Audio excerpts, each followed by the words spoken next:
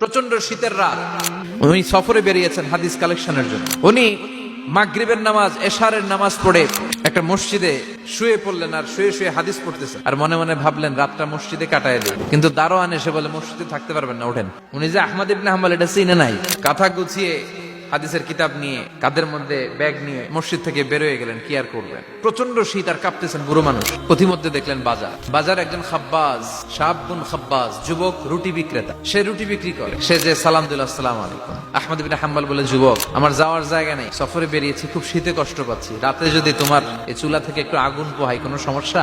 যুবক বলে, না না, সমস্যা না, আহলান ওয়া সাহলান, বসে আমদের আসেন আসেন, আপনি আগুন পোহাইলে আমার সমস্যা কি? আল্লাহ শুকরিয়া করে উনি বসলেন আর আগুন পোহাচ্ছেন। আর খেয়াল করলেন যুবক রুটি বানায় আর পরে আস্তাগফিরুল্লাহ, রুটির দলা বানায় পরে আস্তাগফিরুল্লাহ, খামির বানায় আর পরে আস্তাগফিরুল্লাহ, খালি এটাই পড়তেছে। ইমাম আহমদ ইবনে হাম্বল তো অবাক, কিরে এটা আবার কেমন যুবক, খালি আস্তাগফিরুল্লাহ। উনি প্রশ্ন করলেন, যুবক, ঘটনা কি? আসার পর থেকেই তোমার দেখতেছি তুমি রুটি বানাও, রুটি বিক্রি করো আর পড়ো আস্তাগফিরুল্লাহ। যুবক বলে, আস্তাগফিরুল্লাহ আমার সবচেয়ে বেশি পছন্দের আমল, আমি সব সময় আঠার মতো ইস্তেগফারের সাথে লেগে থাকি আর সব সময় পড়তে থাকি আস্তাগফিরুল্লাহ, আর এর বদৌলতে আল্লাহ আমারে মুস্তাজাবুদ দাওয়া বানিয়ে দিয়েছে। আহমদ ইবনে হাম্বল তো অবাক, তুমি মুস্তাজাবুদ দাওয়া, রুটিওয়ালা?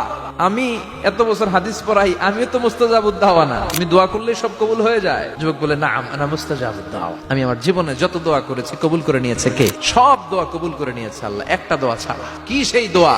যুবক এবার বলতে শুরু করলো, আমার জীবনে যে দোয়াটা আল্লাহ কবুল করে নাই সেটা হচ্ছে আমি আল্লাহর কাছে অনেক চেয়েছি, অনেক দোয়া করেছি যে আল্লাহ, শুনেছি এই জামানার সবচেয়ে বড় মুহাদ্দিস, তার নাম নাকি ইমাম আহমদ ইবনে হাম্বল, আল্লাহ তোমার কাছে আমার চাওয়া আমি যেন এই ইমাম আহমদ ইবনে হাম্বলরে দেখে মরতে পারি। আহমদ ইবনে হাম্বল আবেগপ্রবণ হয়ে গেলেন, চোখের পানি ছেড়ে দিলেন, বললেন, যুবক, তোমার এই দোয়াটাও কবুল হয়ে গিয়েছে, আহমদ ইবনে হাম্বল তোমার দরবারে ছুটে এসেছে। যুবক চোখের পানি ছেড়ে দেয়।